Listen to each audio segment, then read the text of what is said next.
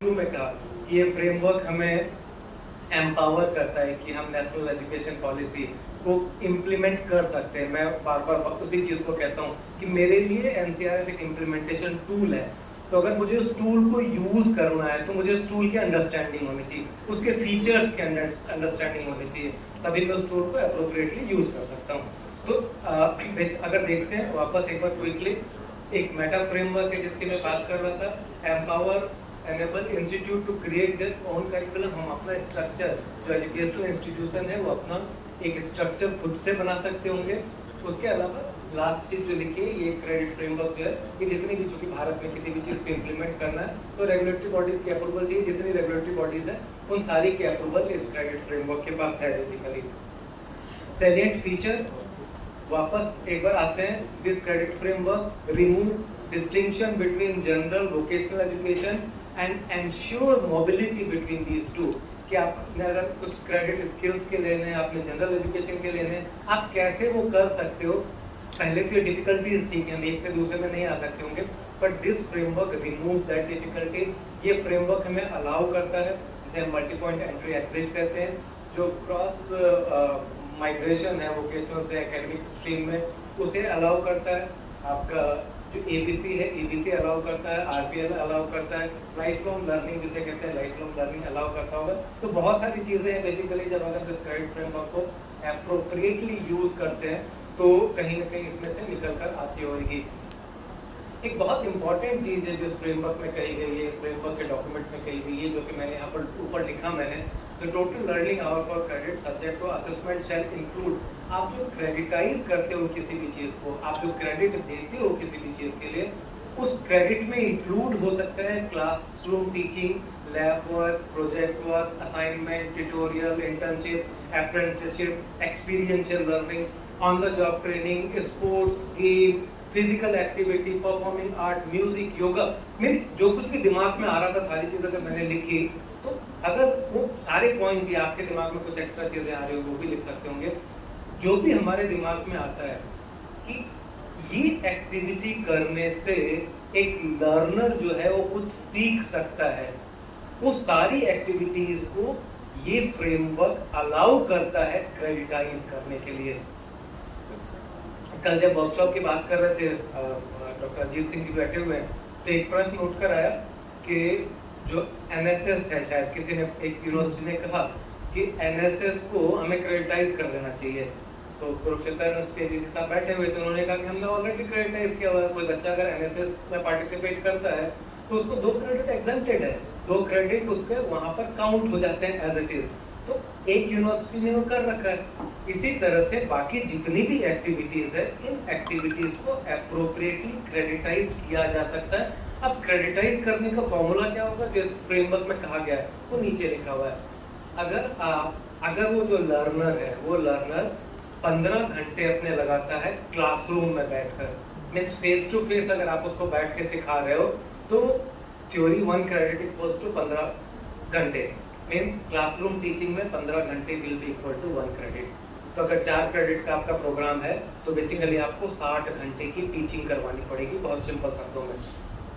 अगर उस बच्चे को आप प्रैक्टिकल करवाना चाहते हो, लैब में लेकर जाना चाहते हो, तो उस केस में 30 घंटा will be equal to 1 credit. वहां पर आपको क्रेडिट इस तरह से डिफाइन करना पड़ेगा। अगर उसको एक्सपीरियंशियल लर्निंग के तौर पर लेके जाना चाहते हो, कि आपने आज सोचा कि आप पूरी क्लास को दिल्ली घुमा के लाओगे और उसमें आप इंडिया गेट भी दिखाओगे और नेशनल म्यूजियम भी दिखाओगे, तो वो एक एजुकेशनल टूर हो सकता है। उस एजुकेशनल टूर के भी आप उसको क्रेडिट दे सकते हो।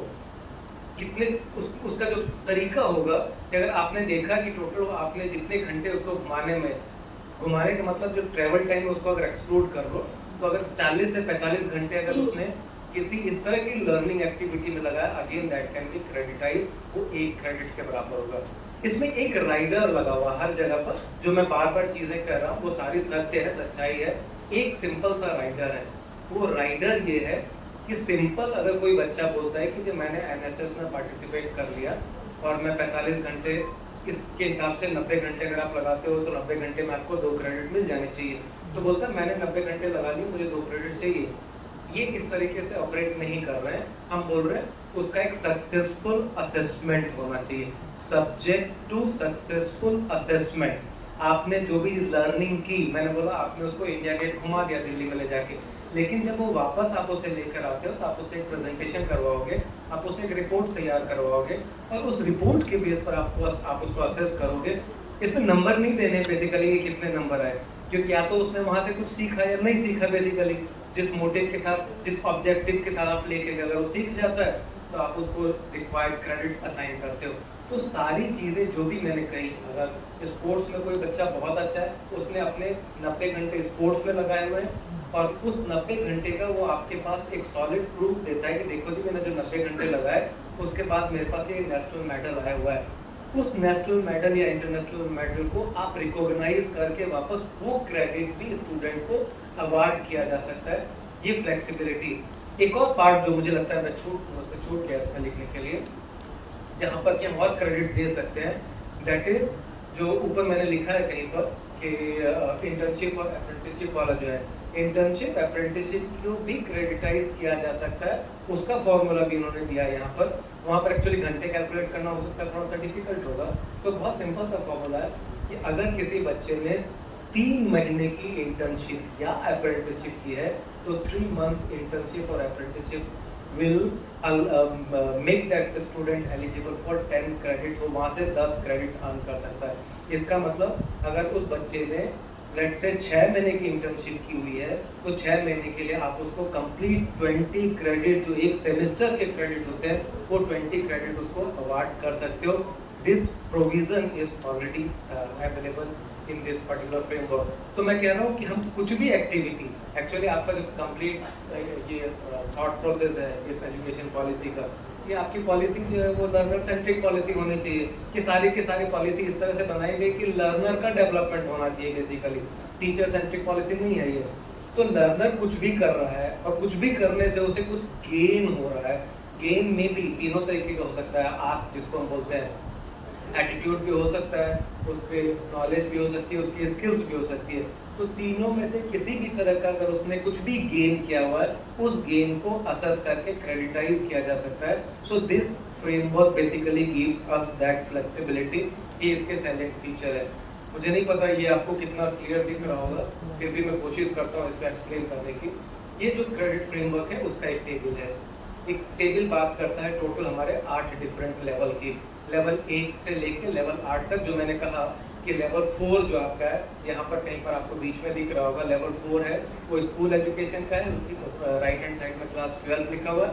उसके ऊपर वाले जितने भी लेवल्स हैं 4.5 से लेवल 8, 4.5 लेवल पर अगर कोई बच्चा एग्जिट करता है तो आप उसको यूजी सर्टिफिकेट बोलते हो। लेवल 8 पर कोई एग्जिट करता है तो आप उसको पीएचडी कहते हो। ये एक फ्रेमवर्क है, मोस्टली हम लोग को पता है इस फ्रेमवर्क में क्या है, बहुत ज़्यादा डिटेलिंग नहीं कर रहा हूँ, लेकिन 2-3 चीज़ें फिर भी इसमें कहना चाहूँगा। इस फ्रेमवर्क में सबसे बड़ी चीज़ ये है कि जितनी भी लर्निंग है, किसी भी फॉर्म में अगर लर्निंग हो रही है, उस लर्निंग को क्वांटिफाई किया गया एनसीआरएफ लेवल के तौर पर। अगर मैंने फॉर एग्जांपल 12th करने के बाद आपके कॉलेज में एडमिशन लिया एक बच्चे ने, और उसने 1 साल की पढ़ाई पूरी करी, और 1 साल की पढ़ाई पूरी करने के बाद उसने उसका जो भी आपने असेसमेंट लेना था, उसने असेसमेंट सक्सेसफुली पास किया, तो एज पर यूनिवर्सिटी नॉर्म आप उसको एक यूजी सर्टिफिकेट दे दोगे, उसके पास एक यूजी सर्टिफिकेट हो गया। But at the same time that UG certificate is equal to NCRF level 4.5। तो आज उस बच्चे के पास एक सर्टिफिकेट है, और वो सर्टिफिकेट है एनसीआरएफ लेवल 4.5 का। आने वाले टाइम में जितनी भी इस तरह की क्वालिफिकेशन है, वो क्वालिफिकेशन हो सकता है 5 साल, 10 साल, 15 साल, 20 साल, जो भी टाइम लगेगा, ये सारी क्वालिफिकेशन आने वाले समय में एनसीआरएफ लेवल से पहचानी जाएगी, न कि डिग्री के नाम से पहचानी जाएगी। आपने फॉर एग्जांपल उसने ग्रेजुएशन किया, ग्रेजुएशन में बोल रहा हूँ यहाँ पर लेवल 5.5 या 6 दोनों में है, तो 3 साल का ग्रेजुएशन किया, तो आप उसको ग्रेजुएट तो कह रहे हो, लेकिन मैं साथ में कर रहा हूँ उसके पास एनसीआरएफ लेवल 5.5 की कॉम्पिटेंसी है। तो जैसे ही आपने कहा कि एक इंडिविजुअल, लेट्स से मैं वापस आता हूँ लेवल 4.5 के ऊपर, कि एक learner NCRF level 4.5 certified learner है, इसका मतलब क्या हुआ अपने समझने के लिए, कि उसने जो हम सिस्टम में हम हैं उसको समझाने के लिए हम मैं मान के चलता हूँ कि उस लर्नर ने 12वीं पास की हुई थी, उसने 12वीं पास कर ली। 12वीं का मतलब एनसीआरएफ लेवल 4 था। उसके बाद 1 साल के बाद उसने लेवल 4.5 अचीव कर लिया। लेवल 4.5 अचीव करने का मतलब ये हुआ कि उसने टोटल अपने 1200 घंटे इन्वेस्ट किए और 1200 घंटे बराबर बनते हैं 40 क्रेडिट के। उसके 1200 घंटे उसने 40 क्रेडिट अर्न करने के लिए लगाए। जैसे वो 40 क्रेडिट अर्न करता है वो एक लेवल से दूसरे लेवल पर जंप करता है। लेवल 4 से उसे 4.5 जाना है, तो इसका मतलब उसने 1200 घंटे लगाए होंगे। अब देखिए कितनी ब्यूटीफुल इस चीज को कहा गया कि अगर हम खाली इस चीज की बात करते हैं कि उस बच्चे की कॉम्पिटेंसी क्या है, तो मैं कह रहा हूँ उस बच्चे की कॉम्पिटेंसी एनसीआरएफ लेवल 4.5 की है। कोई भी इंडिविजुअल उसको आसानी से समझ सकता है कि 4.5 का मतलब ये हुआ कि उसने कम से कम 12वीं के बाद 1200 घंटे लगाए होंगे, उसने 12वीं के बाद कम से कम 40 क्रेडिट अर्न किए होंगे, तब जाके उसको एनसीआरएफ लेवल 4.5 मिला होगा। एक तरीका तो बहुत आसान सा ये था कि उस बच्चे ने एडमिशन ले लिया कॉलेज के अंदर और उसने यूजी सर्टिफिकेट का जो एग्जाम था उसने पास किया या बीए फर्स्ट ईयर का एग्जाम पास किया, उसको 40 क्रेडिट अर्न हो गए। एक आसान सा तरीका है। इसके दूसरे तरीके भी हो सकते हैं। उस बच्चे को टोटल 40 क्रेडिट चाहिए। वो 40 क्रेडिट कोई जरूरी नहीं है कि वो आपके सिस्टम में, जब मैं आपके सिस्टम में कहता हूँ मतलब हायर एजुकेशन सिस्टम में, कोई जरूरी नहीं है कि हायर एजुकेशन सिस्टम में रह के वो अपने 40 क्रेडिट अर्न करे।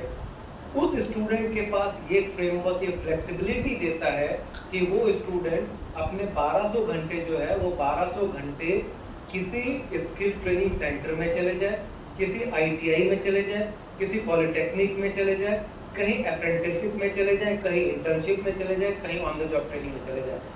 अल्टीमेटली उसने क्या करना है, 1200 घंटे की इफेक्टिव लर्निंग करनी है। इफेक्टिव लर्निंग की डेफिनेशन है कि बाद में उसका असेसमेंट पास करना, दैट्स ऑल। अगर उसने वो 1200 घंटे लगाए और 1200 घंटे लगाने के बाद अपना असेसमेंट क्लियर करता है, क्योंकि वो ऑलरेडी एनसीआरएफ लेवल 4 पर था, 12वीं उसने पास कर रखी थी। उसके बाद उसने अपने 1200 घंटे लगाए। 1200 घंटे लगाने के बाद अपना असेसमेंट क्लियर करता है। उस स्टूडेंट के पास भी एनसीआरएफ लेवल 4.5 है। अब मेरे पास एक 2 एनसीआरएफ लेवल हो गए। एक जो 12वीं पास करके हमारे कॉलेज में आया, जिसने कि यहाँ पर 1 साल की पढ़ाई करी। दूसरा जो मेरे कॉलेज में नहीं आया लेकिन बाहर कहीं चला गया और उसने वहाँ से किसी भी तरह की लर्निंग करी और उस लर्निंग को उसने असेसमेंट करवा लिया। ये दोनों कैंडिडेट एट पार हैं। इन दोनों कैंडिडेट को हम कहेंगे कि एनसीआरएफ लेवल 4.5 के कैंडिडेट हैं। कॉम्पिटेंसीज अलग अलग हो सकती है। जिसने हमारे सिस्टम से पढ़ाई करी उसके पास नॉलेज कंपोनेंट ज्यादा हो सकता है, जिसने मेरे सिस्टम से बाहर पढ़ाई करी उसके पास स्किल कंपोनेंट ज्यादा हो सकता है। लेकिन कॉम्पिटेंसीज के बेसिस पर हम उनको अलग नहीं कर रहे हैं कि तुम स्किल वाले अलग हो गए, तुम हायर एजुकेशन वाले अलग हो गए। हम दोनों को सेम डेजिग्नेशन दे रहे हैं कि आप एनसीआरएफ लेवल 4.5 पर हो। अब इस 4.5 वाले बच्चे को लगता है, जिसने आईटीआई से जाके, फॉर एग्जांपल आईटीआई में जनरली होती नहीं है 12वीं के बाद पढ़ाई, फिर भी समझने के लिए, उस बच्चे ने 12वीं के बाद जाके आईटीआई नहीं बोलता हूँ, एक स्किल ट्रेनिंग सेंटर में 1 साल लगाया और 4.5 कर लिया। अब उस स्टूडेंट को लगता है कि नहीं, ये मैं जो ट्रेड मैंने पकड़ी थी, ट्रेड कहीं ना कहीं गलत थी, मुझे तो वापस जाके हायर एजुकेशन में बीए कंप्लीट करनी है। आपके पास उस लर्नर के पास वो कंप्लीट फ्लेक्सिबिलिटी है कि चूंकि उसने 40 क्रेडिट ऑलरेडी अर्न किया हुआ है, उसको यूजी डिग्री के लिए 120 क्रेडिट चाहिए, वो 40 क्रेडिट वापस आपके सिस्टम में आके ले सकता है। कुछ चीज़ें जो नहीं पड़ी होगी उसको सिस्टम को उसको ब्रिज कोर्स से करवानी पड़ेगी। ये छोटी सी चीज़ है जो जनरली बहुत सारी यूनिवर्सिटीज़ ने करवाना स्टार्ट भी कर दिया है। तो ये फ्लेक्सिबिलिटी की हम बात कर रहे थे कि ऐसा नहीं हुआ कि बच्चे ने गलती से एक ट्रेड पकड़ लिया और ज़िंदगी भर वहीं पर रह जाए। तो ये फ्रेमवर्क हमें वो कंप्लीट फ्लेक्सिबिलिटी देता है। इसलिए हम एक टेबल यहाँ पर, मुझे नहीं repeatedly I am saying this कि मुझे नहीं पता यहाँ पर कितना लिखा हुआ है, लेकिन जो 3rd कॉलम यहाँ पर है, ये 3rd कॉलम यही बात कर रहा है कि आप जो 40 क्रेडिट हर लेवल को ऊपर जाने के लिए 40 क्रेडिट आपको चाहिए, वो 40 क्रेडिट आप मल्टीपल तरीके से ले सकते हो।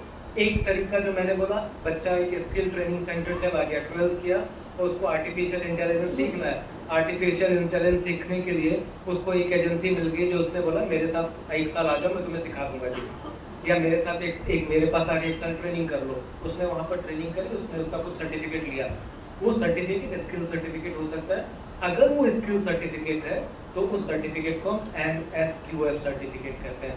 तो मान लीजिए क्योंकि वो स्किल का सर्टिफिकेट है, और ऐसे स्किल के बहुत सारे सर्टिफिकेट अवेलेबल है, तो उसने लेवल 4.5 का स्किल सर्टिफिकेट ले लिया, ITI नहीं गया, ठीक है, ट्रेनिंग सेंटर गया सिंपली, लेकिन उसने स्किल का लेवल 4.5 का certificate means that is again equivalent to NCRF level 4.5।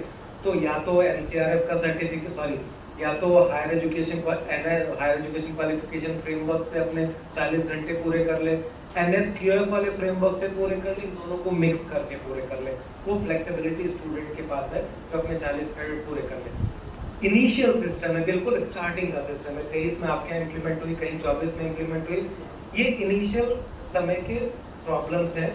लेकिन आने वाले 4, 5, 10 साल में जब मैं कह रहा हूँ, क्योंकि सारे कॉलेजेस ने ABC इंप्लीमेंट कर लिया है, एकेडमिक बैंक ऑफ क्रेडिट सबके पास है, बच्चे ने कहीं से भी क्रेडिट अर्न किया उसके खाते में दिख रहा है, जैसे ही 40 क्रेडिट उसके कंप्लीट होते हैं उसको NCRF का नेक्स्ट लेवल ऑटोमेटिकली मिल जाना है। तो ये सारा सिस्टम थोड़े दिन में इन प्लेस हो जाएगा, लेकिन ये सारी इंफॉर्मेशन इन स्टूडेंट्स के पास भी होनी चाहिए कि ये सारी फ्लेक्सिबिलिटी आज की तारीख में NCRF का फ्रेमवर्क हमें प्रोवाइड करता है। तो इसलिए हम कह रहे थे कि NCRF का एक फ्रेमवर्क जो है वो एक इस तरह का इफेक्टिव फ्रेमवर्क है।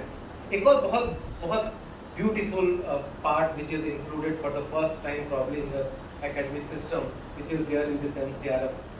NCRF पहली बार बात करता है, जो थोड़े साइंस बैकग्राउंड वाले होंगे वो देख रहे होंगे, 3 एक्सिस बनी हुई है, 3 अलग अलग एक्सिस है, 3 एक्सिस 3 अलग अलग चीज़ों को डिनोट कर रही है। एक एक्सिस आपकी एकेडमिक एक्सिस है, दूसरी आपकी स्किल एक्सेस है, और तीसरी आपकी एक्सपीरियंशियल लर्निंग की एक्सेस है। इसका मतलब क्या हुआ, जो मैं आपको कह रहा था कि बच्चे ने NCRF लेवल एक्वायर करना है, बच्चे ने NCRF लेवल एक्वायर करना है, इसका मतलब हुआ वो इस सिस्टम में किसी भी तरीके से तीनों एक्सिस में से कुछ कुछ ऐड करके अपने रिक्वायर्ड क्रेडिट अगर पूरे कर लेता है तो उसको वो सर्टिफिकेट NCRF का मिल सकता है। 2 लेवल्स की मैंने बात करी, एकेडमिक की मैंने बात करी, एजुकेशन और स्किल्स की मैंने बात करी। जो तीसरा वर्टिकल एक्स एक्सिस जिसमें दिख रहा है, एक्स एक्सिस बात करता है एक्सपीरियंस की। एक्सपीरियंस को कैसे क्रेडिटाइज करते हैं, इस फ्रेमवर्क ने उसको भी डिफाइन किया, 3 अलग अलग कैटेगरी करी, या तो बिल्कुल बिगनर होगा, या उसको मिड लेवल का होगा, या एक्सपर्ट होगा, समथिंग लाइक दैट। मान लीजिए एक कैंडिडेट है जो कि वेल्डिंग, मैं एक एग्जांपल लेता हूँ सबको समझाने के लिए। वेल्डिंग फॉर एग्जांपल एक ट्रेड है जो हम आसानी से समझ सकते हैं। एक कोई कैंडिडेट है वो वेल्डिंग कर रहा है मान लीजिए कहीं पर, और वेल्डिंग करने के बाद वेल्डिंग की ट्रेनिंग ले रहा है बेसिकली। वेल्डिंग की उसने ट्रेनिंग ली, वेल्डिंग की ट्रेनिंग लेने के बाद वो अपने आप को आता है कि मैंने 1200 घंटे की वेल्डिंग की ट्रेनिंग ले ली थी, तब मेरा असेसमेंट कर लो। हमने उसका असेसमेंट किया, हमने देखा कि जो इसके असेसमेंट का जो पैरामीटर्स हैं थोड़े से अलग होते हैं, कन्वेंशनल असेसमेंट नहीं होता है। जो हम स्किल्स की असेसमेंट करते हैं उसको हम लोग परफॉर्मेंस क्राइटेरियाज बोलते हैं। मेरे परफॉर्मेंस क्राइटेरियाज डिफाइन होते हैं, मैं उसे परफॉर्म करवा के देखता हूँ कि भाई तुम ये ज्वाइंट करके दिखा दो, मुझे वो चीज़ को ज्वाइंट करना है, इसकी प्रॉपर्टीज बता दो, कुछ क्वेश्चंस पूछता हूँ, तो इससे क्लियर हो जाता है कि उसमें कितनी जो एक्सपेक्टेड उसका लेवल है कॉम्पिटेंसी का अचीव हुआ कि नहीं हुआ। तो मान लीजिए उसने वो कॉम्पिटेंसी लेवल अचीव कर लिया, अगर वो लेवल 4 का था, मैं वापस वही बोलता हूँ, उसने 1200 घंटे वेल्डिंग करी, उसने कॉम्पिटेंसी लेवल अचीव कर लिया, मैं उसको लेवल 4.5 के लिए सर्टिफाई कर देता हूँ, तो मैंने इसके लेवल 4.5 सर्टिफाइड हो, तो NCRF 4.5 के बराबर हो। एक बंदा और है, ठीक है, जो क्या कर रहा है, 1200 घंटे तो उसने नहीं लगाए, लेकिन वो लगातार बहुत साल से यही काम कर रहा था, वेल्डिंग का काम कर रहा था। मैं हाईएस्ट ले लेता हूँ, सबसे नीचे में 7 साल लिखा हुआ, 7 साल में हम उसको प्रोफिशिएंट बोलते हैं, प्रोफिशिएंट कह रहे हैं उसे, कि वो बिल्कुल उस ट्रेड का मास्टर है। अगर उसने 7 साल से लगातार वेल्डिंग कर रहा है और उसको मान लीजिए अपने क्रेडिट्स को असेस करवाना है, तो हम बोलते हैं असेसमेंट में। मान लीजिए वो मेरे पास आया असेसमेंट करवाने के लिए, मैंने देखा कि मेरे जो पैरामीटर्स हैं उस पैरामीटर्स में उसके खाली 5 क्रेडिट बनते हैं या 10 क्रेडिट बनते हैं, लेट्स से समझने के लिए खाली 10 बन रहे हैं, बाकी नहीं बन रहे हैं। मैंने उसके 10 क्रेडिट दे दिए, लेकिन जो कि उसका जो एक्सपीरियंस था 7 साल का, 7 साल का एक्सपीरियंस उसको 2 टाइम उसके क्रेडिट को मल्टीप्लाई कर देता है। तो इसका मतलब उसने जो एक्सपीरियंशियल लर्निंग थी वो भी वेस्ट नहीं हुई। एक्सपीरियंशियल लर्निंग के उसके डबल क्रेडिट हो गए। उसके पास अगर 10 क्रेडिट उसने असेसमेंट से लिए, 10 को 2 से मल्टीप्लाई करें, उसके पास टोटल 20 क्रेडिट हो गए। तो आप उसको जब सर्टिफिकेट दोगे, वो सर्टिफिकेट आपको 20 क्रेडिट का सर्टिफिकेट होगा। तो ये एक लेवल हो गई प्रोफेशनल लेवल पर। बिल्कुल जो बिगनर है, अगर वो 1 से 3 साल के बीच में है, तब आप उसको कोई एडिशनल मल्टीप्लिकेशन फैक्टर नहीं लगा रहे हैं, और 3 से 7 साल के बीच में तो 1.3 का एक एडिशनल फैक्टर लगा रहे हैं। तो जितना एक्सपीरियंस 3 साल के ऊपर उसके पास है, वो सारा एक्सपीरियंस भी उसके खाते में आ रहा है। क्योंकि हम अपना एग्जांपल कर ले लेते हैं। हम बोलते हैं कि 2 टीचर्स हैं फॉर एग्जांपल। एक, जब मैंने ज्वाइन किया मैं उस समय असिस्टेंट प्रोफेसर था, आज की तारीख में मैं प्रोफेसर हूँ। जब मैं असिस्टेंट प्रोफेसर था तो मेरी तनख्वाह कुछ 8,000 वाली ग्रेड में हुआ करती होगी। आज की तारीख में मेरे पास प्रोफेसर वाली ग्रेड की तनख्वाह है। काम दोनों बराबर कर रहे हैं, दोनों पढ़ाने का काम कर रहे हैं। अगर दोनों पढ़ाने का काम कर रहे हैं, फिर तनख्वाह में अंतर क्यों? तो यहाँ पर ये एक्सपीरियंशियल लर्निंग वाला फैक्टर कहीं ना कहीं काम आता है, और इसको ध्यान में रखते हुए इस एक्सिस को कहीं ना कहीं यहाँ पर इंक्लूड किया गया कि मेरे पास सिंपल थ्योरेटिकल नॉलेज नहीं है। जब मैंने असिस्टेंट प्रोफेसर ज्वाइन किया तो मैंने सिंपल पढ़ाई करने के बाद कॉलेज में ज्वाइन कर लिया था। तो वो कैलिबर था मेरा, वो नॉलेज थी मेरी, मेरे नॉलेज को रिकॉग्नाइज करके मुझे एक लेवल पर रख दिया गया। लेकिन सक्सेसिवली जब मैं एक्सपीरियंस गेन करते गया 20-25 साल के बाद, मुझे एक दूसरे लेवल पर रखा गया। इसलिए रखा गया कि मेरे पास बहुत सारा एक्सपीरियंस मैंने over a period of time accumulate किया। वो सिमिलर सिस्टम अगर हम बाकी कहीं भी लगाते हैं, वो सिमिलरली उसी तरीके से वर्क करेगा किसी भी फील्ड में। अगर एक इंडिविजुअल है और उसके पास वो एक्सपीरियंस है, अपने एक्सपीरियंस को वो सर्टिफाई करवा सकता है, so that will also be counted here. So this is the beauty of this framework. अगर हम इसलिए मैं उसी शब्द को बार बार रिपीट करता हूँ कि ये हमारे पास एक बहुत इफेक्टिव टूल है। हम किसी भी तरीके से चाहे इस टूल को यूज़ करना, तो एनईपी इम्प्लीमेंटेशन में ऐसा कोई पैरामीटर नहीं है जो कि इस टूल की सहायता से मैं इम्प्लीमेंट नहीं कर सकता हूँ। थोड़ा सा आगे चले, ये प्रोफेसर पवन शर्मा के प्रेजेंटेशन में डिटेल में आप इसमें क्रेडिट और करिकुलम फ्रेमवर्क पर बात करेंगे। मैं थोड़ा सा खाली इसलिए मैंने यहाँ पर दिखा दिया, ये जो यूजी 3 साल के डिग्री प्रोग्राम का स्ट्रक्चर है, वो इस तरह का स्ट्रक्चर है हमारे पास। अब जनरली प्रश्न ये आता है कि भैया अलग अलग आपने इतने सारे क्रेडिट दे दिया कि सुबह भी कोई बात हो रहा था, एक मैम उस समय चर्चा कर रही थी कि जो छोटे छोटे 2-2 क्रेडिट हैं, ये 2 क्रेडिट बहुत मुश्किल होता है करवाना, अगर इसको हम ऑनलाइन करवा दें तो क्या है संभव है, ऐसा करवाया जा सकता है। ये सारी फ्लेक्सिबिलिटी जो मैंने कही, वो सारी फ्लेक्सिबिलिटी आपके वो फ्रेमवर्क अलाउ करता है। फॉर एग्जाम्पल यहाँ आपको स्किल के 9 क्रेडिट बच्चे को देने हैं, क्यों उसको ज़बरदस्ती कि हम 3-4 पेपर पढ़ाने के लिए कह रहे हैं? हम बोल रहे हैं 9 multiplied by 45 hours of learning, that is equivalent to 9 credit. हम कुछ ऐसा सिस्टम डिवाइस करें कि 9 क्रेडिट वहाँ से आ जाए, instead of designing new programmes या छोटे छोटे कोर्सेज कि 2-3 क्रेडिट के मैं कोर्स डिजाइन कर रहा हूँ। तो ये जो इनोवेटिव तरीके हैं, बेसिकली हमारे पास कोई प्रेसिडेंस तो है नहीं कि पहले उस यूनिवर्सिटी में हो रहा था, जेएनयू में हो रहा था, डीयू में हो रहा था, आईआईटी में हो रहा था, कोई प्रेसिडेंस नहीं है। सब बराबर है, सब एक लेवल पर आज की तारीख में।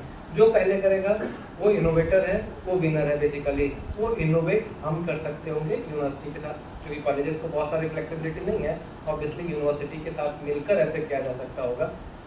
और चूंकि आज की तारीख में तो एक कितना कंड्यूसिव एटमॉस्फेयर इस स्टेट में है हरियाणा में कि डिपार्टमेंट ऑफ हायर एजुकेशन के जेडी साहब खुद आकर पूरी वर्कशॉप अटेंड कर रहे हैं। अदरवाइज जनरली ऐसा होता नहीं है, वर्कशॉप होती है, अपनी फॉर्मेलिटीज पूरी करते हैं, लोग चले जाते हैं। लेकिन किस तरीके से इन सारी चीज़ों को जो हमारे पास अवेलेबल है यूज़ करके एनईपी को इफेक्टिवली इम्प्लीमेंट कर सकते हैं, तो मुझे लगता है इससे ज़्यादा कंड्यूसिव एटमॉस्फेयर हम लोग को नहीं मिलने वाला। जैसा सर ने भी सुबह कहा, सर भी कह रहे थे, ऑनरेबल सीएम साहब ने कल एक मीटिंग करी, सीएम साहब का भी यही था कि एनईपी इम्प्लीमेंटेशन का क्या स्टेटस है, कहाँ चैलेंजेस है, कैसे दूर कर सकते हैं। दूर करने का तरीका रामबाण जैसे कह सकते हैं, वो हम लोग के पास है क्रेडिट फ्रेमवर्क के तौर पर, और किसी भी तरीके के प्रोग्राम को उसमें कन्वर्ट कर सकते हैं। एक आध चीज़ें और वापस आप लोगों को पता होगा, लेकिन फिर भी मेरा फर्ज बनता है क्योंकि मुझे इसके लिए बुलाया गया है, इसमें फिर से एक बार बोलूँगा। मैं एक चीज़ और कहूँगा, बहुत बार ऐसा है कि मान लीजिए जो मैंने कहा प्रैक्टिकली फिर पॉसिबल नहीं। मैं बोल रहा हूँ कि 9 क्रेडिट मान लीजिए आपको स्किल्स के देने हैं, तो स्किल के 9 क्रेडिट देने के लिए आप उसको कहीं ट्रेनिंग सेंटर में भेज दो, लेकिन आप बोलते हो नहीं जी फिर तो यूनिवर्सिटी उसको अलाउ ही नहीं करती, मानेगी कि नहीं मानेगी, सारे चैलेंजेस हो सकते हैं। उसका सोल्यूशन क्या निकला है? हमारे पास गवर्नमेंट ऑफ इंडिया के 3 बहुत अच्छे पोर्टल हैं, और इन पोर्टल के ऊपर में इतने सारे skill program, creditize skill based program या वैल्यू बेस्ड प्रोग्राम रखे हुए हैं कि हम अगर चाहें तो हम अपने बच्चों को सिंपल इन प्लेटफॉर्म्स का रेफरेंस दे सकते हो। मिनिस्ट्री ऑफ स्किल डेवलपमेंट का एक पोर्टल है सिद्ध के नाम पर, पूरा का पूरा एप्लीकेशन मोबाइल ऐप पर अवेलेबल है। अगर किसी बच्चे को जो कन्वेंशनल स्किल्स भी सीखनी है, कन्वेंशनल वोकेशंस भी सीखना है, तो कुछ तो ऑनलाइन सिमुलेशन से सीख सकता होगा, कुछ ऑन द जॉब ट्रेनिंग से सीख सकता होगा। इसमें अगेन 100, 150, 200 अलग अलग ट्रेड वाइज स्किल्स अवेलेबल है। तो बच्चों को बोल सकते हैं, अगर मान लीजिए ले जा सकते हैं। और एट यूनिवर्सिटीज मुझे लगता है कि चूंकि गवर्नमेंट के प्लेटफॉर्म्स हैं, वो जो सर्टिफिकेट हो चुके हैं, हमने स्वयं को हमने मूव्स को ऑलरेडी अडॉप्ट किया हुआ है, इसको मूव्स की कैटेगरी में रखते हैं और जो क्रेडिट वहाँ से बच्चे ने अर्न किया उसको अप्रोप्रिएटली जहाँ पर जिस भी जो मैंने करिकुलम फ्रेमवर्क में जहाँ पर उसे वहाँ प्लेस करना उस क्रेडिट को, उन क्रेडिट को वहाँ प्लेस कर सकते होंगे। एक प्लेटफॉर्म मैंने आपको पहले कहा, skill India digital hub, government of India, ministry of skill development and entrepreneurship का प्लेटफॉर्म है। स्किल्स को क्रेडिटाइज करने का प्रयास इसमें हुआ है। दूसरा, मिनिस्ट्री ऑफ आईटी नेस्कॉम के साथ मिलकर एक फ्यूचर स्किल प्राइम का प्लेटफॉर्म है। इसमें भी प्रोफेशनल कोर्सेज, स्किल कोर्सेज, ये भी एन नंबर ऑफ कोर्सेज, बहुत सारे फ्री हैं, कुछ पेड है। लेकिन पेड कोर्सेज भी अगर बच्चा अपने आप करना चाहे तो कर सकता होगा, तो अगर कॉलेज यूनिवर्सिटी उसको सपोर्ट करना चाहे कर सकती होगी। जितने जो आपके new age courses specially in the field of computer science, IT हो सकते होंगे, डाटा साइंस हो सकता होगा, एनालिटिक्स हो सकता होगा, जो भी हमारे दिमाग में आता होगा, वो सारे कोर्सेज इस प्लेटफॉर्म पर फिर से अवेलेबल हैं। हम वापस इन कोर्सेज को, चूंकि फिर से ये मिनिस्ट्री का प्लेटफॉर्म है इसलिए और नेस्कॉम ने डेवलप किया, तो हम सिंपली बच्चों को फिर से ये कह सकते होंगे आप इस प्लेटफॉर्म को यूज़ करके जिस भी फील्ड के, मतलब मेरे क्रेडिट करिकुलम फ्रेमवर्क में जहाँ पर लगता है जिस फील्ड के क्रेडिट्स लेने चाहिए, उस फील्ड के क्रेडिट वापस इस प्लेटफॉर्म से भी एक इंडिविजुअल स्टूडेंट ले सकता होगा। खाली अवेयरनेस की ज़रूरत है, एक प्रॉपर नोटिफिकेशन की ज़रूरत है। आई एम श्योर कि हर एक यूनिवर्सिटीज़ ने अपने सिस्टम के अंदर मूव्स को अडॉप्ट किया हुआ, मूव्स की पॉलिसी सारे स्टेट में अडॉप्टेड है, यूजीसी की गाइडलाइंस बहुत क्लियर है। तो सारी चीज़ अगर इन प्लेस है, इसको मूव की कैटेगरी में ऐसे कोर्सेज को रखो और उसके क्रेडिट को एज इट इज ट्रांसफर कर दो। आपको ना तो एडिशनल टीचर रखने की आवश्यकता पड़ रही है, ना आपको कहीं ज़बरदस्ती एमओयू करने की आवश्यकता पड़ रही है। बहुत मेहनत से बनाए हुए कोर्सेज हैं, स्पेशलाइज मिनिस्ट्रीज से बनाए हुए कोर्सेज हैं, वो कोर्सेज एज इट इज बच्चों को ऑफर कर दें। ये दूसरा प्लेटफॉर्म था। तीसरा प्लेटफॉर्म एक वापस मैं आपको दिखा रहा हूँ, स्वयं हम सब वाकिफ हैं। ये तीसरा प्लेटफॉर्म इसलिए मैंने थोड़ा सा अलग लिखा, स्वयं प्लस के नाम से जो है। स्वयं प्लस तीसरा प्लेटफॉर्म है जिसमें वापस skill oriented courses, academic courses जितने हैं वो तो स्वयं पर अवेलेबल हैं, एनपीटीईएल या स्वयं पर वो सारे कोर्सेज हैं, तो एनपीटीईएल स्वयं को थोड़ी देर के लिए छोड़ देते हैं।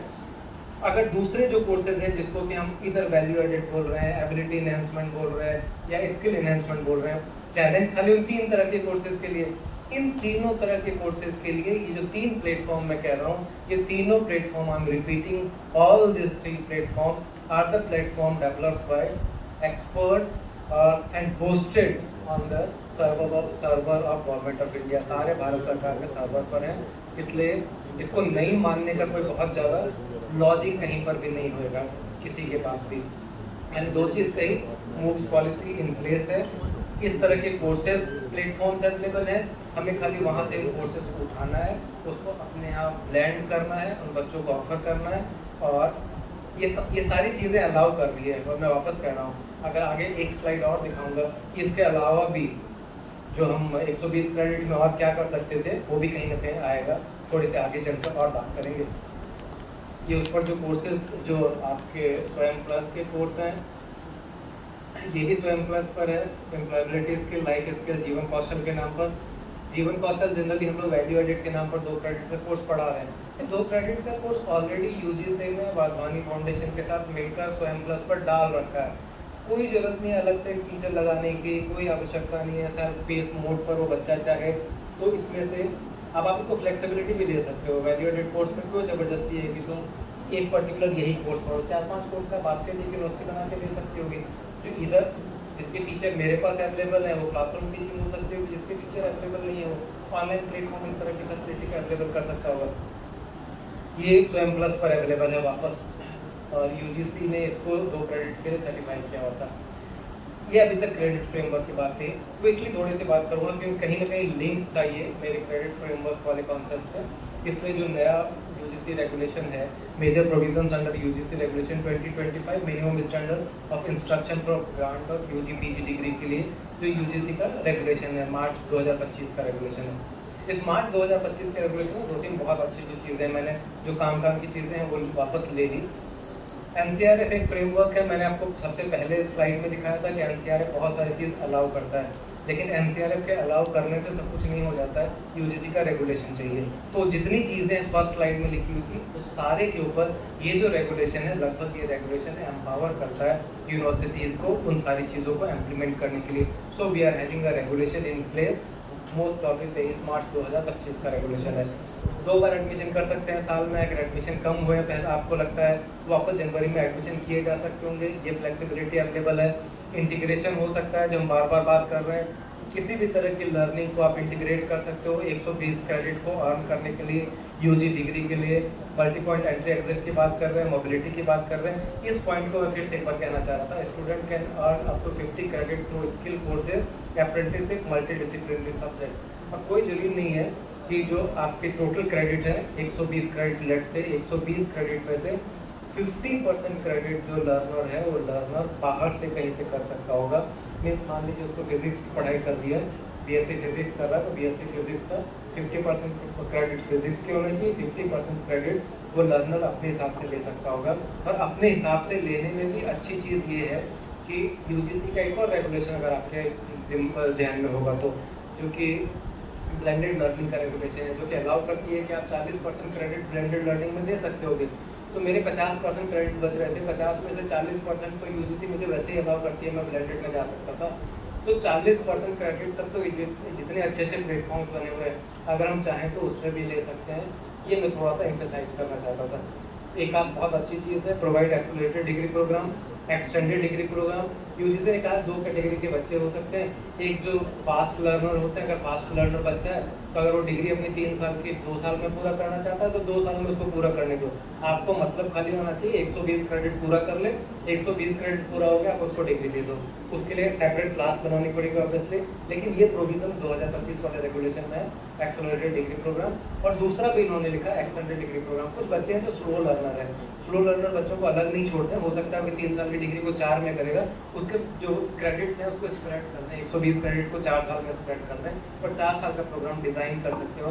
ये जो प्रोविजन है ये 2025 की यूजीसी रेगुलेशन का फ्रेमवर्क है। इसको मैं बेसिकली इसके लिए लेके आया था, इसको दिखाने के लिए, एलिजिबिलिटी फॉर यूजी प्रोग्राम।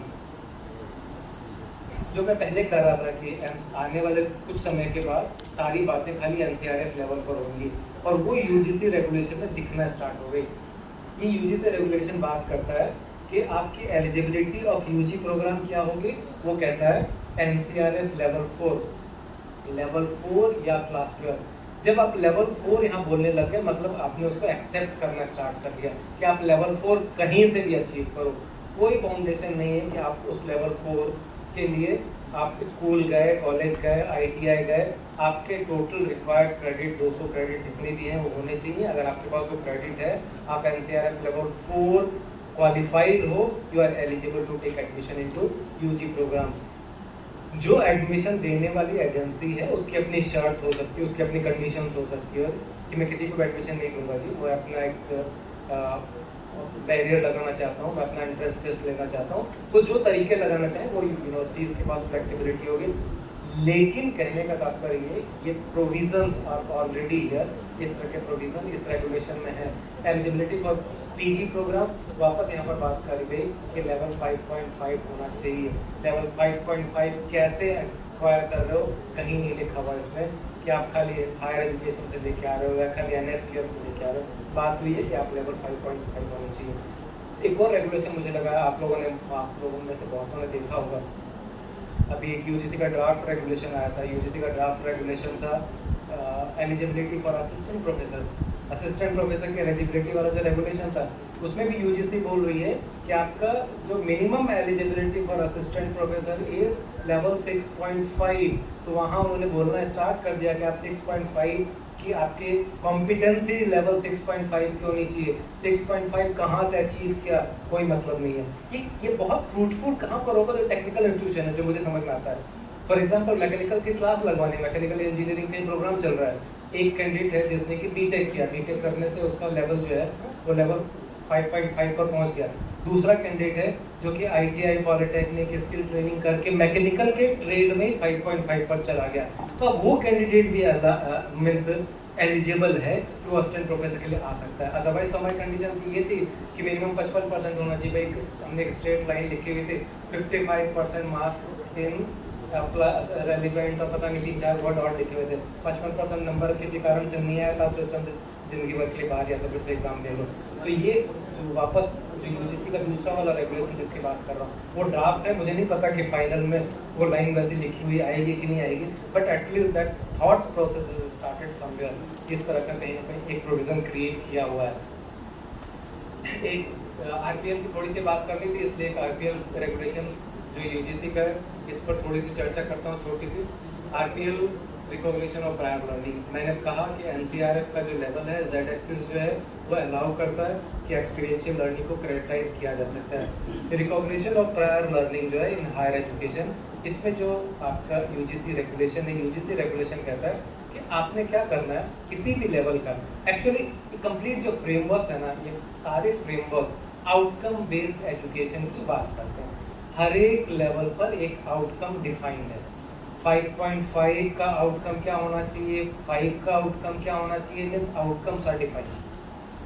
अब बेसिकली हमें क्या करना है कि चेक ये करना है कि अगर मुझे किसी को सर्टिफाई करना है, उस सर्टिफिकेट के लिए मेरे असेसमेंट क्राइटेरिया, क्योंकि काम बहुत सारा होना है बेसिकली असेसमेंट का, मुझे पूरा प्रोसेस चेंज करना है। मैं खाली उसको ये असेस करूं कि जिस सर्टिफिकेट के लिए मुझे 5.5 के लिए अगर उसे असेस करना है तो वो उस 5.5 की कॉम्पिटेंसी को मीट कर रहा है कि नहीं कर रहा है। अगर वो मीट कर रहा है तो 5.5 हो गया। उस कॉम्पिटेंसी को मीट करने के लिए उसके पास क्या क्या स्किल्स, नॉलेज, एप्टीट्यूड क्या क्या होने चाहिए वो मैंने कहीं डिफाइन करना चाहिए कि 5.5 को अचीव करने के लिए आपके पास ये तो नॉलेज होनी चाहिए, ये स्किल सेट होनी चाहिए, आपका एप्टीट्यूड इस तरीके का होना चाहिए। वो मैंने वेल डिफाइन कर लिया जो आउटकम बेस्ड। अगले थोड़ा सा क्विकली इसको भी देखेंगे। जब मैंने वहाँ डिफाइन कर लिया कि 5.5 को अचीव करने के लिए आपसे मेरी एक्सपेक्टेशन ये चीज़ है। अगर एक कोई कैंडिडेट आता है जो कि फॉर्मल सिस्टम में नहीं है, आसान समझने के लिए आसान, जनरली वोकेशनल या स्किल वाले सिस्टम में जनरली आसान होता है। वापस अगर उसी एग्जांपल को लेता हूँ कि मान लो एक मैकेनिक है और लगातार बहुत सालों से काम कर रहा है, उसने आईटीआई किया हुआ था, आईटीआई करने के बाद उसने कोई पढ़ाई नहीं करी, लेकिन वो एक गैरेज में मोटर मैकेनिक है 20 साल से। वो आता है आपके पास, आपके कॉलेज के पास कि मुझे डिप्लोमा मैकेनिकल इंजीनियरिंग दे दो जी।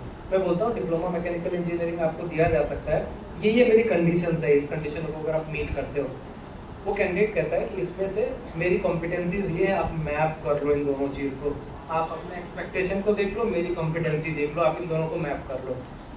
मेरे यहाँ जो सिस्टम है, मेरे यहाँ वो सिस्टम इन दोनों चीज़ों को मैप करता है। जो यूनिवर्सिटी कॉलेज है या जो असेसमेंट एजेंसी है वो इनको मैप करती है, मैप करके देखती है कि इसमें कम से कम जो चीज़ मैं एक्सपेक्ट कर रहा हूँ 50% इसको ऑलरेडी आती है। तो अगर मेरे डिप्लोमा की लेट से क्रेडिट रिक्वायरमेंट 100 क्रेडिट की थी समझने के लिए, मैंने ये देखा कि 50% इसको ऑलरेडी आता है, तो मैं उसके 50% क्रेडिट को एग्जेम्प्ट कर सकता था। लेकिन ये यूजीसी रेगुलेशन में अभी थोड़ी सी कंडीशन है, उन्होंने 50% तक अलाउ नहीं किया, उन्होंने 30% अलाउ किया है कि आप 30% क्रेडिट्स का एग्जेम्पशन दे सकते हो।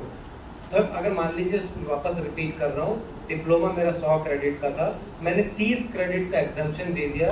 अब उस कैंडिडेट को खाली बचे हुए जितने क्रेडिट्स आपके 60 क्रेडिट या 70 क्रेडिट जो बचते हैं उसको खाली वो क्रेडिट्स अर्न करने होंगे।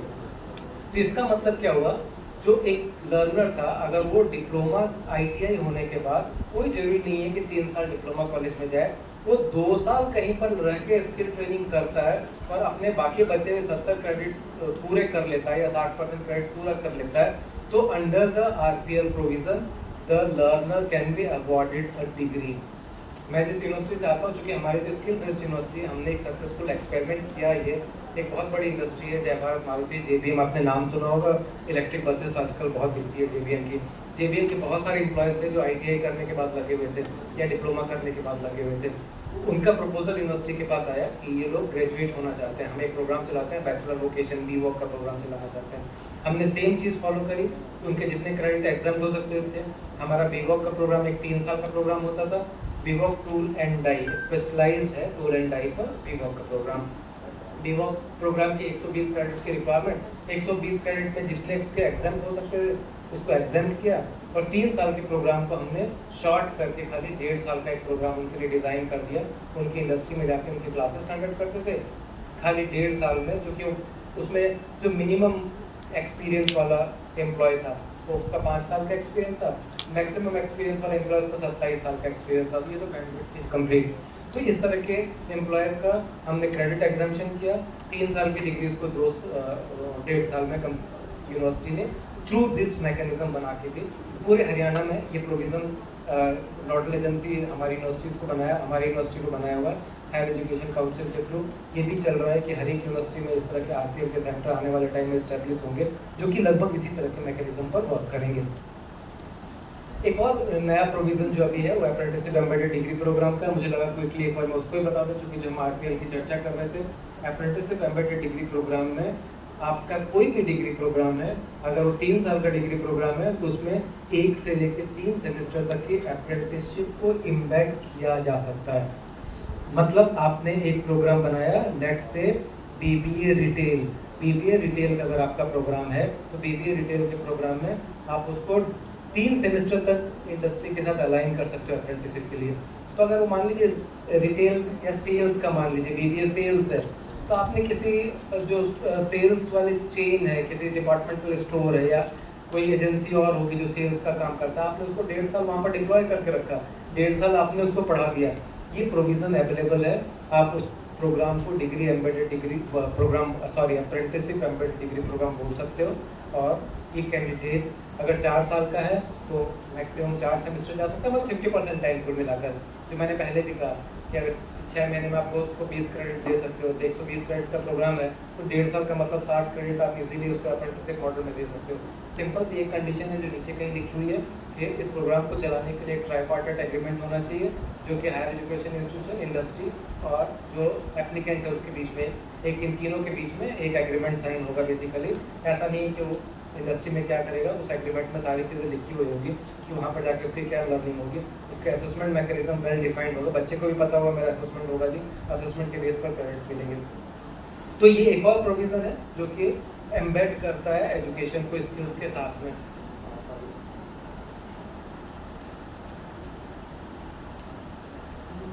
इसके ऊपर फुल स्क्रीन वापस कर देंगे प्लीज क्विकली, क्योंकि इस फ्रेमवर्क पर मैं बहुत ज़्यादा बात नहीं करूँगा, हम सारे इससे डील करते हैं।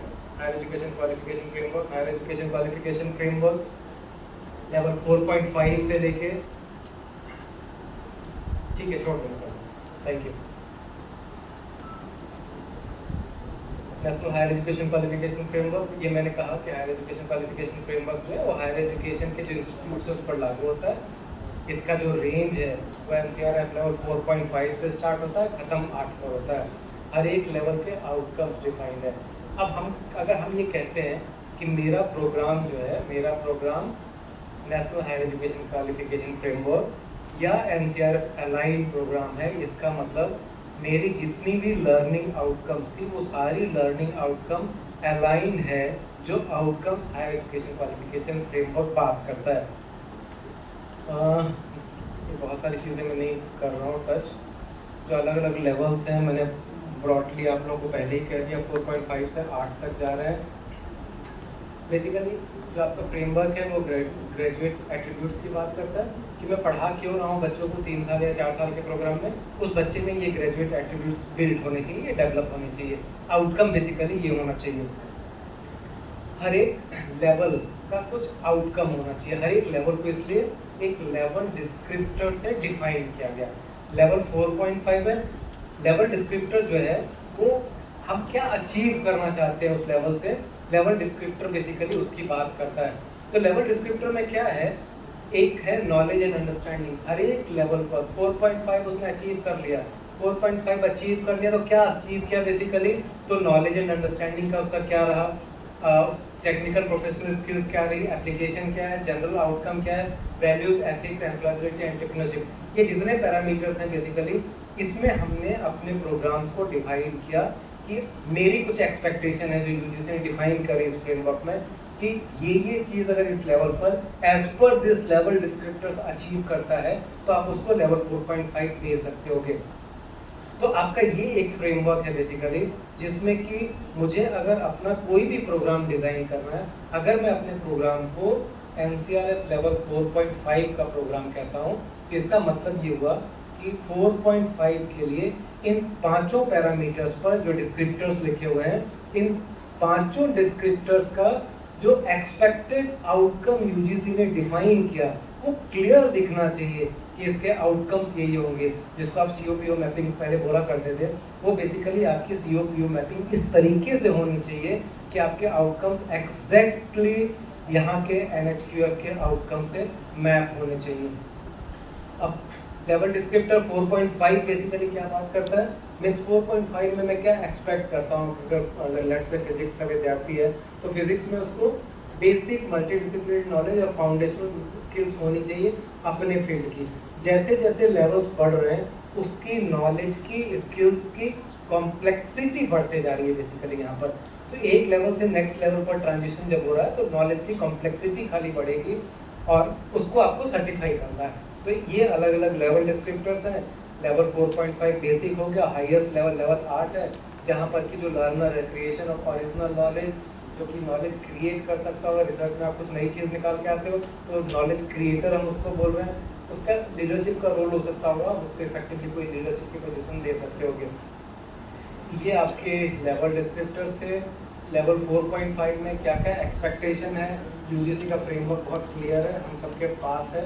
मुझे लगता है कि एक बार 2023 में नोटिफाई हुआ था, एक बार फिर से देख लें अगर किसी को रिफ्रेश करने की आवश्यकता होगी, इसलिए इसकी डिटेलिंग में फिर से नहीं जा रहा हूँ, एवरीथिंग इज अवेलेबल। जो कुछ छूट गया होगा, पवन शर्मा सर यहाँ पर है, मुझे लगता है वो सारी चीज़ें अगले सेशन में कवर हो जाएंगी। I think I am this much only to say thank you so much.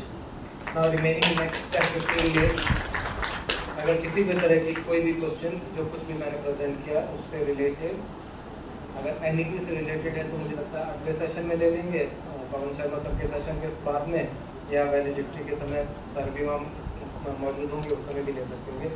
Anything related to this session please उस तरह के क्वेश्चन ले सकते हैं कि ये लिंक कहाँ पर अवेलेबल है, ये लिंक खुल नहीं रहा है, ये आपने वेबसाइट को बता दी थी, वेबसाइट एग्जिस्ट ही नहीं करती है। अगर ऐसी कोई भी क्वेरी है तो मुझे यूज कर सकते हैं।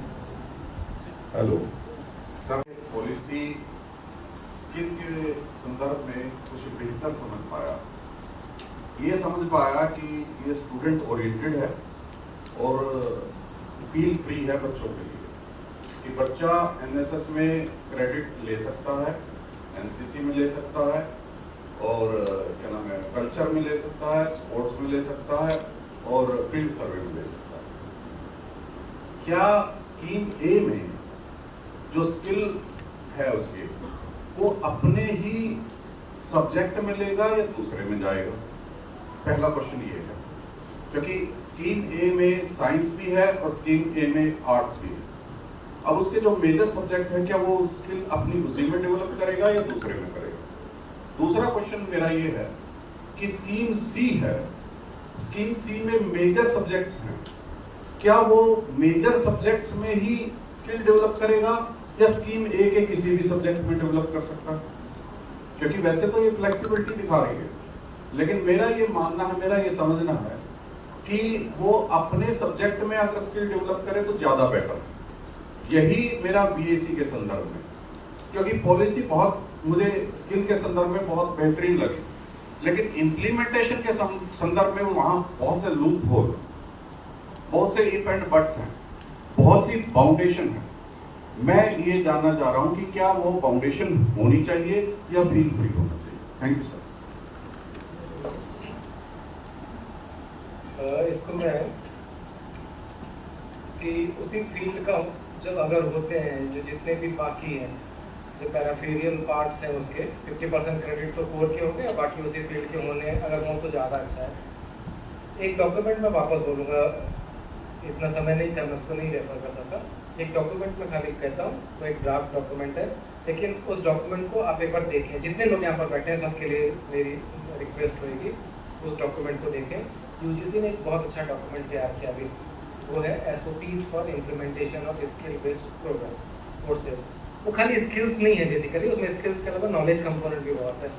उसको हम पलटते जाएं, लास्ट में आ जाएं, उसके बिल्कुल जब लास्ट में चलेंगे तो उसमें बहुत डिटेल एनेक्सर लगाया हुआ है और उस एनेक्सर में बात करते हैं कि आपके क्या क्या सब्जेक्ट एकेडमिक सब्जेक्ट के साथ अलाइन हो सकते हैं। मैं आपको कुछ एक एग्जांपल देता हूँ।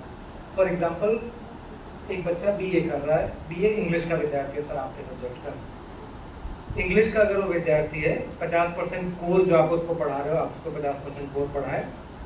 उसके अलावा उन्होंने वहाँ पर प्रोविज़न दिया, बहुत सारी लिस्ट बनाई जिसमें लिखा कि मान लीजिए आपने उसको जो सब्जेक्ट दिए वैल्यू एडेड में कुछ इंग्लिश से अलाइन कुछ चीज़ें हो सकती होगी। अगर स्किल की बात करें तो क्रिएटिव राइटिंग एक ऐसी चीज़ हो सकती होगी जिसके क्रेडिट वो वहाँ से अर्न कर सकता हो जो डायरेक्ट इंग्लिश से रिलेटेड उससे बाहर नहीं है।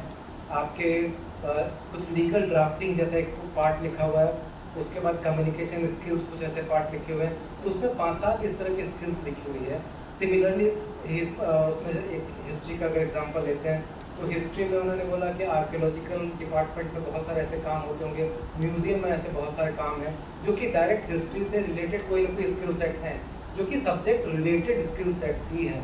तो आपने जो चीज़ कही वो कि वापस चूँकि मैंने शुरू में भी कहा और आप भी इस चीज़ से वाकिफ हो कि ये एक लर्नर सेंट्रिक सिस्टम है, तो इसलिए फोकस लर्नर है। बेसिकली हम उसमें जो फाउंडेशन लगा रहे हैं वो मेरी सिस्टमेटिक फाउंडेशन है, मेरे सिस्टम की फाउंडेशन है बेसिकली, कि मैं उसको नहीं ऑफर कर सकता हूँ बहुत सारी चीज़ें। लेकिन वो बच्चा अगर चाहे कि मैं नहीं उसी एकेडमिक्स के फील्ड में ही मैं इन सारे सब्जेक्ट को चुनना चाहता हूँ, वो उसी फील्ड के सब्जेक्ट को चुन सकता है। फॉर एग्जांपल फिजिक्स वाला बच्चा है या लेट्स से कंप्यूटर साइंस वाला बच्चा है। कंप्यूटर साइंस वाले बच्चे को फिजिक्स के एक सब्जेक्ट को लेना है, उसको क्वांटम मैकेनिक्स समझनी है क्योंकि क्वांटम कंप्यूटिंग का टाइम आने वाला है। स्टैटिस्टिकल टूल्स को यूज़ करना है, लेट्स से कहीं ना कहीं वो स्टैटिस्टिक्स का कोई सब्जेक्ट लेना चाहता है, तो वो कॉम्बिनेशन बेसिकली वो एकेडमिक सब्जेक्ट का कॉम्बिनेशन भी हो सकता होगा और एकेडमिक्स में बहुत ज़्यादा हार्डकोर स्किल्स नहीं हो सकते होंगे।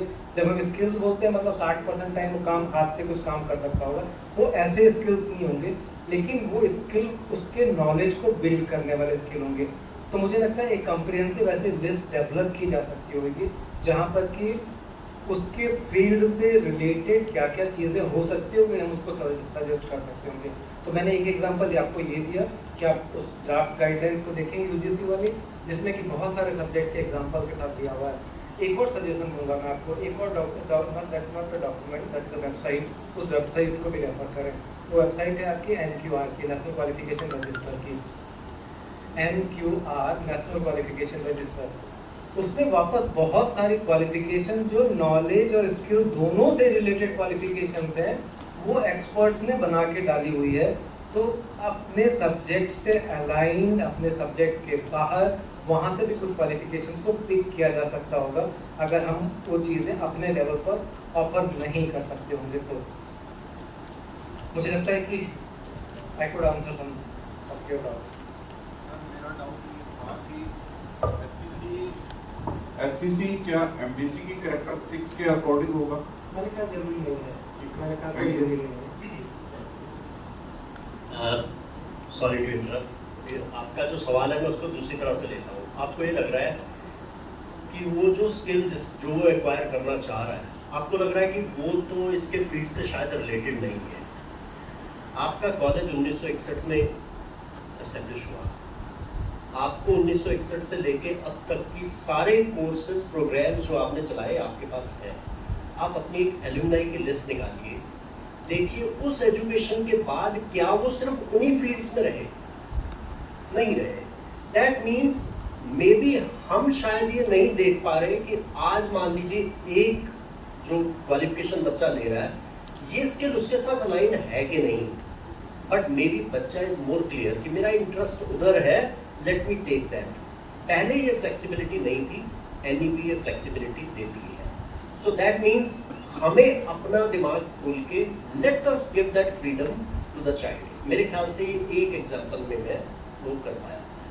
आप लोग, मुझे पता है बहुत से लोगों के माइंड में ये आ रहा है कि इतने सारे फ्रेमवर्क, तो ये है कि अगर आपको वो ढूंढने हो तो यूजीसी ने एक कंपेंडियम भी दिया है, जो कंपेंडियम वो सारे के सारे जो फ्रेमवर्क्स है वो एक जगह पे दिखता है। एक फ्रेमवर्क और आने वाला जिसका ड्राफ्ट बना हुआ है, वोकेशनलाइजेशन ऑफ हायर एजुकेशन, जिसका ड्राफ्ट अभी सर्कुलेशन में एक्सपर्ट कमेटी उसको देख रही है। वो इन सवालों के जो ये कह रहे हैं वोकेशनलाइजेशन ऑफ हायर एजुकेशन में उन्होंने 100 वोकेशंस लिख के उनको मैप किया है कि ये कैसे फिजिक्स से मैप हो सकता है, कैसे इंग्लिश से मैप हो सकता है, कुछ चीजें जो हमारे सिंपल माइंड में हम सोच नहीं सकते। I hope that I could add something to what professor Rathore said. Thank you sir. Thank you so much, sir. I think if there पूरा डिटेल में नेशनल क्रेडिट फ्रेमवर्क के बारे में बताया है। ये जो फ्रेमवर्क है ये काफ़ी सारी चीज़ें प्रोसेस में हैं। अभी कल ही हम CM साहब के साथ रिव्यू मीटिंग में बैठे थे, सर भी थे वहाँ पर, तो वहाँ पर एक यूनिवर्सिटी ने एग्जांपल दिया कि हमने RPL में एक स्टूडेंट को असेस करके सेकेंड ईयर में एडमिशन दिया। अभी सर बात कर रहे थे 4.5 लेवल की, यानी कि चीज़ें शुरू हो गई हैं, अभी दिखड़ी ज़्यादा शुरू नहीं हुई, क्योंकि यूनिवर्सिटी भी अभी उसके बारे में असेसमेंट क्राइटेरिया कैसे बनाना है, कैसा नहीं है, कोई उसमें कोई गलती ना रह जाए, कमी ना रह जाए, उसके ऊपर वर्क चल रहा है, लगातार वर्क चल रहा है। तो ये जो सर ने बताया है ये फ्रेमवर्क बड़ा डिटेल फ्रेमवर्क है, यूनिवर्सिटी लेवल पे काम शुरू हो गया। अब प्रायोरिटाइज करके चीज़ें जो है लेनी शुरू कर दी हैं, धीरे धीरे आपको दिखनी शुरू हो जाएंगी और इसके रिजल्ट भी दिखने शुरू हो जाएंगे। Thank you.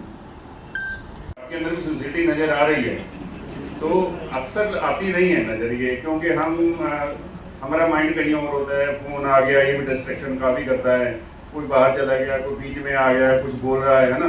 तो एक तो मेरी ऑर्गेनाइजर से रिक्वेस्ट है कि बीच में थोड़ा मूवमेंट कम हो, ठीक है ना, और इसको अवॉइड करें, और मूवमेंट से जो है डिस्ट्रैक्शन होता है। तो वैसे भी ये जींद है, जिंद तो जान होती है ना, ये हरियाणा की जान है, और मुझे लगता है कि आज हम जिंद में हैं, हरियाणा की जान में हैं, और यहाँ काफ़ी कुछ जो है आपको सीखने को मिलेगा। और सर का सेशन बड़ा इंटरेक्टिव सेशन रहा, और सभी ने जो है गेन भी किया है, और प्लीज़ जो है टाइम का जरूर ध्यान रखेंगे। Thank you very much.